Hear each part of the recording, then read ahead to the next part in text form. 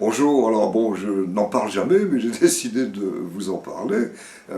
Il s'agit d'une revue que je dirige donc chez Kinsey, c'est aussi aux Belles Lettres, et ça s'appelle ELA, les études de linguistique appliquée. Il y a 4 numéros par an, et en réalité c'est une belle histoire, une belle aventure, parce que c'est Bernard Quémada, mon professeur d'il y a longtemps, avec qui j'ai fait cette thèse sur les dictionnaires, qui avait lancé les cahiers de lexicologie.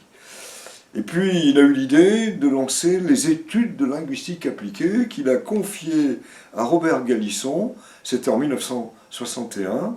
Robert Gallisson était un grand professeur, grand dans tous les sens du terme, il faisait 1m90, quand je le voyais dans le RER, je le repérais très vite, et qui avait adoré le football, avait fait une thèse sur le football, il avait commencé comme instituteur, et il était devenu professeur à la Sorbonne, avec énormément d'amis dans toute l'Afrique du Nord, dans tous les pays du monde, pour des thèses sur notamment l'enseignement du vocabulaire. Alors bon, l'enseignement du vocabulaire, je l'ai rencontré parce que c'était aussi quelque chose qui me passionne forcément.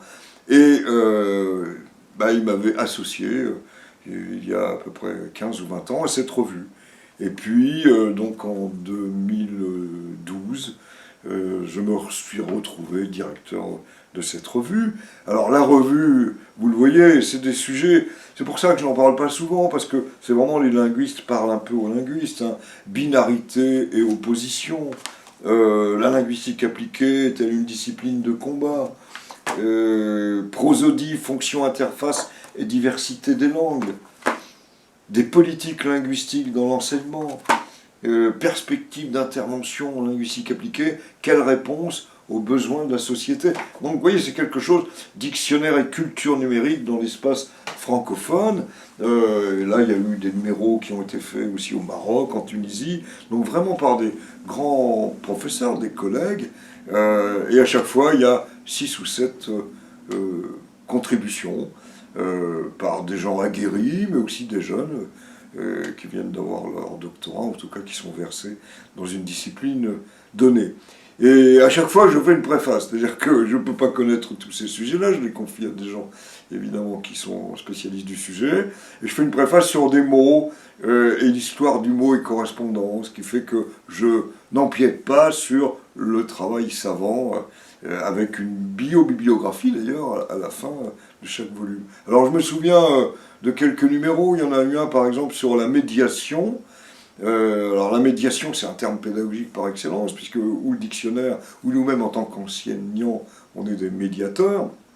Mais en fait, la médiation, au Moyen-Âge, quand le mot apparaît, on est au XIIe siècle, ça veut dire la division. Alors c'est assez curieux, parce que c'est la division du monde en deux.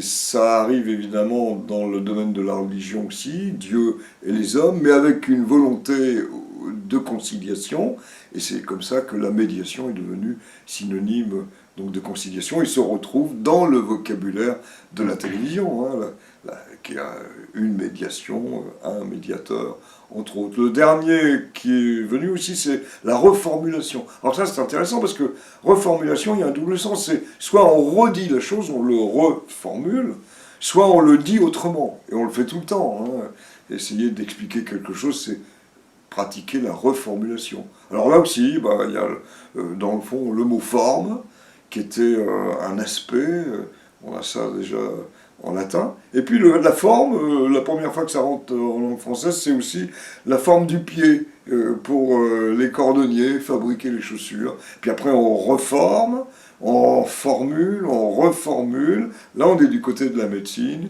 puis petit à petit de la linguistique, puis petit à petit du style, et arrive la reformulation. Et la reformulation, c'est un mot qui est arrivé très tardivement, puisqu'il a à peine une trentaine d'années, et donc nous voilà dans ces histoires de mots. Donc cette revue, moi, me donne l'occasion de valoriser les jeunes, valoriser aussi des savants, et puis les ELA, font partie de ma tâche. Il y a 4 numéros par an. Alors les ELA, France Gall en a déjà parlé, vous vous souvenez de cette chanson, et là, moi je le chante très mal, mais bon, alors évidemment, c'était Ella Fitzgerald.